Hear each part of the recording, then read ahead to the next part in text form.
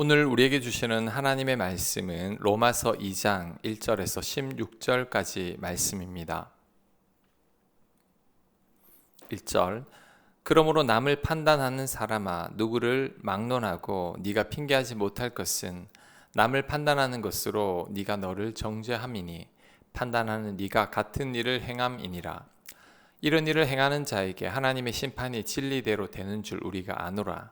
이런 일을 행하는 자를 판단하고도 같은 일을 행하는 사람아 네가 하나님의 심판을 피할 줄로 생각하느냐. 혹 네가 하나님의 인자하심이 너를 인도하여 회개하게 하심을 알지 못하여 그의 인자하심과 용납하심과 길이 참으심이 풍성함을 멸시하느냐. 다만 네 고집과 회개하지 아니한 마음을 따라 진노의 날 곧 하나님의 의로우신 심판이 나타나는 그 날에 임할 진노를 너에게 쌓는도다. 아멘. 우리가 남들을 판단할 때가 많습니다. 남을 판단할 때는 선과 악에 관한 우리 나름의 기준이 있죠. 즉 나는 무엇이 옳고 그름인지 안다는 것입니다. 그러면 나는 죄를 짓지 않느냐? 아닙니다. 죄를 짓습니다. 남들을 판단하는 그 기준으로 나를 평가해 볼 때 나 또한 죄를 짓습니다.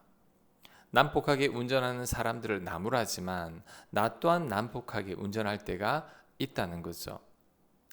내가 완벽하게 죄를 짓지 않는 사람이라면 몰라도 이 세상에 죄를 짓지 않는 사람이 한 사람도 없습니다.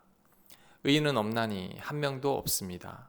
그렇다면 나 또한 죄인인 것을 내가 압니다. 그렇다면 우리는 남들을 판단한 자격이 없습니다. 나 또한 같은 죄인이기 때문이죠. 예수님께서 가늠한 여인을 돌로 치려는 자들에게 죄 없는 자가 돌로 치라고 했습니다. 그 어느 누구도 돌로 치지 못했습니다. 마찬가지로 우리는 그 어느 누구도 판단해서는 안 됩니다. 나 또한 죄인이기 때문이죠. 그런데 대부분은 남들을 판단합니다. 우리는 판단하는 것이 거의 습관처럼 되어버렸기 때문이죠. 하지만 바울은 함부로 판단하지 말라고 합니다. 우리 또한 같은 죄를 범하기 때문이죠. 우리 또한 죄인이기 때문입니다. 또한 내가 판단하는 그 판단으로 하나님도 나를 판단할 것이라고 합니다. 내가 판단하는 것은 가늠한 여인에게 돌로 치는 것과 같은 거죠. 그러면 하나님께서도 나를 판단하시면서 이렇게 말씀하실 겁니다. 너도 죄인이면서 왜 저 여인을 돌로 치느냐? 또한 우리가 그 어느 누구도 판단하지 말아야 할 이유는 그 사람의 나중 모습을 우리가 알지 못하기 때문이죠.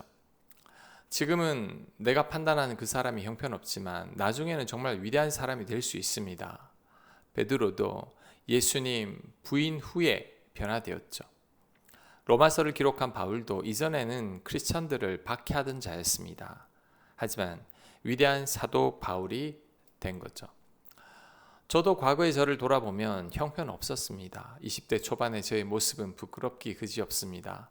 하지만 예수님 만나고 정말 많이 바뀌었습니다. 그리고 목사가 되었지만 10년 전의 저의 모습을 생각하면 또 부끄럽습니다. 5년 전만 생각해도 부끄러운 게 많습니다. 지금의 저가 있기까지 오랜 세월이 걸렸고 시간이 저를 가르쳤습니다. 그러니 우리들은 과거의 모습만으로 사람들을 함부로 판단해서는 안 됩니다. 그 사람이 지금은 나보다 훨씬 더 나은 사람이 되었을 수도 있습니다. 또한 현재의 모습만으로 사람들을 함부로 판단해서도 안 됩니다. 그가 어쩌면 후에는 나보다 더 좋은 사람이 될지도 모르기 때문이죠. 그러므로 우리들은 모든 사람을 대할 때 무한한 가능성을 지닌 인간으로 여기고 소중히 대해야 합니다. 예수님도 나를 위해 십자가에 달리실 때 우리들의 부족하고 못난 모습을 주목하신 게 아닙니다. 예수님 믿은 후에 달라질 우리들의 모습을 기대하고 십자가에 달리셨습니다. 우리를 판단하고 비난하기보다 우리의 더 나은 모습을 기대하며 사랑을 보여주신 거죠. 그 덕에 우리가 구원받고 하나님의 자녀가 되었습니다. 그리고 과거보다 훨씬 더 나은 사람이 된 거죠. 그러니 우리들은 그 어느 누구도 판단하거나 비판하지 말아야 합니다. 6절 하나님께서 각 사람에게 그 행한 대로 보응하시되 참고 선을 행하여 영광과 존귀와 썩지 아니함을 구하는 자에게는 영생으로 하시고 오직 당을 지어 진리를 따르지 아니하고 불의를 따르는 자들에게는 진노와 분노로 하시리라.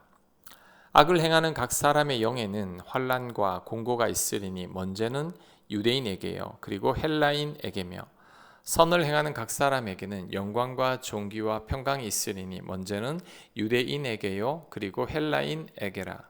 이는 하나님께서 외모로 사람을 취하지 아니하심이라. 아멘. 하나님께서 각 사람이 행한 대로 보응하신다고 합니다. 인간의 선과 악에 대한 심판이 있다는 거죠. 한 명의 예외도 없다고 합니다. 그렇다면 우리들도 이런 심판을 받게 된다는 것을 알아야 합니다. 강해설교의 대가이신 김석택 목사님은 죽은 후에 우리에게 두 번의 심판이 있다고 말씀했습니다. 첫 번째 심판은 하나님 믿는 자와 안 믿는 자들을 구분하는 심판이고, 두 번째 심판은 하나님의 말씀대로 산 자와 그렇지 않은 자들을 위한 심판이라고 합니다. 자, 이렇게 말씀하시는 이유는 이러한 심판이 없으면 하나님은 공평하신 하나님, 공의의 하나님이 아니시라는 거죠. 예수님을 믿고 평생을 하나님 말씀대로 순종하며 산 자와 평생을 내 마음대로 산 자가 똑같다면 이 세상에 바르게 살 필요가 뭐가 있습니까? 말씀대로 살 필요가 뭐가 있습니까? 하나님 뜻대로만 산 사람이 바보가 되죠. 그래서 저는 교회 내에서도 구원받지 못할 사람들이 꽤 있다고 생각합니다. 이들은 예수님을 믿는다고 하면서도 악을 행합니다. 말씀대로 살지 않습니다. 사랑하지도 않습니다. 심지어 불신자들보다 더 악한 사람들도 있습니다. 이런 사람들은 입술로만 예수님을 믿는 거지 진정으로 예수님을 믿는 것은 아닐 겁니다. 나를 사랑하사 나를 위해 죽기까지 하신 예수님의 그 놀라운 십자가 사랑을 경험했다면 도저히 악을 저지를 수 없고 사랑하지 않을 수 없고 예수님 믿기 이전처럼 살아갈 수가 없습니다. 이것이 당연한 겁니다. 그래서 사도 요한은 요한일서 4장에서 이런 말씀을 하셨습니다.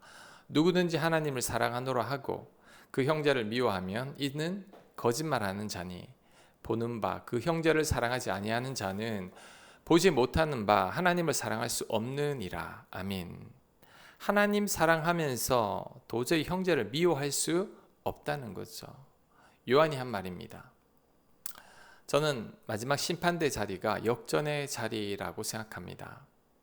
믿음이 좋다고 생각했던 자들이 외면을 당할 것이고, 우리가 전혀 몰랐던 사람들이, 우리가 무시했던 사람들이 하나님의 칭찬과 상급을 받을 겁니다. 예수님의 알곡과 가라지 비유, 양과 염소 비유를 명심해야 합니다. 우리가 가라지나 염소가 되지 않고 알곡과 양이 되어야 할 것입니다. 12절, 무릇 율법 없이 범죄한 자는 또한 율법 없이 망하고 무릇 율법이 있고 범죄한 자는 율법으로 말미암아 심판을 받으리라. 하나님 앞에서는 율법을 듣는 자가 의인이 아니요 오직 율법을 행하는 자라야 의롭다 하심을 얻으리니, 율법 없는 이방인이 본성으로 율법의 일을 행할 때에는 이 사람은 율법이 없어도 자기가 자기에게 율법이 되나니, 이런 이들은 그 양심이 증거가 되어 그 생각들이 서로 혹은 고발하며 혹은 변명하여 그 마음에 새긴 율법의 행위를 나타내느니라.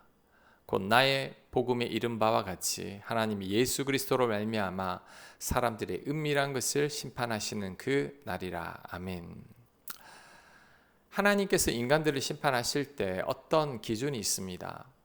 하나님을 아는 자들에게는 율법의 말씀이 그 기준이죠. 그런데 하나님을 모르는 자들은 어떻게 심판을 받을까요? 그들에게는 양심이 기준이 된다고 합니다. 이 양심이 선과 악을 고발한다는 거죠. 하나님은 우리 모두에게 양심을 주셨습니다. 이 양심 때문에 하나님을 모르는 자들도 죄를 지으면 양심이 찔리고 죄책감이 생기는 거죠. 도적질하지 말라는 성경 말씀을 몰라도 도적질하면 안 된다는 양심을 세상 사람들은 가지고 있습니다. 그래서 하나님을 모르는 자들도 그 양심을 기준으로 하나님께서 심판하신다는 거죠. 과거에 하나님을 모르고 죽은 자들이 많을 겁니다. 이 사람들도 하나님의 심판은 피할 수 없습니다.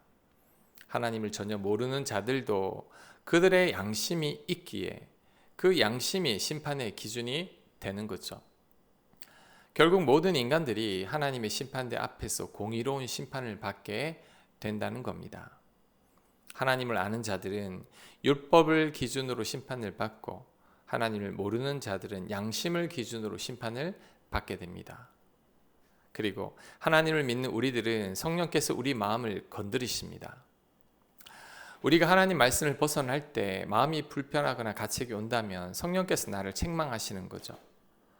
성경 말씀을 읽거나 설교 말씀을 들을 때 마음에 찔림이 있다면 성령께서 내 양심을 건드리신 겁니다. 이때 우리는 깨닫고 성령님의 말씀에 순종해야 합니다.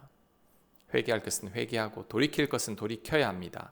그래야 죄악 가운데 거하지 않게 됩니다. 하나님은 지금도 우리들에게 말씀하고 계십니다. 성경 말씀을 통해, 예배 시 들려지는 말씀을 통해, 성령님의 감동을 통해, 양심의 찔림을 통해 하나님은 지금도 말씀하십니다. 우리는 그 음성에 귀를 기울이고 그 음성에 순종해야 합니다. 그럴 때 가장 복된 삶을 살게 될 것입니다. 아멘. 하나님, 하나님의 음성에 귀를 기울이게 하여 주옵소서. 하나님께서 말씀을 통해, 예배 가운데 들려지는 말씀을 통해, 우리의 양심을 통해 말씀하실 때 그 음성에 순종하는 저희들이 되게 하여 주시옵소서. 이 모든 말씀 예수님 이름으로 기도합니다. 아멘.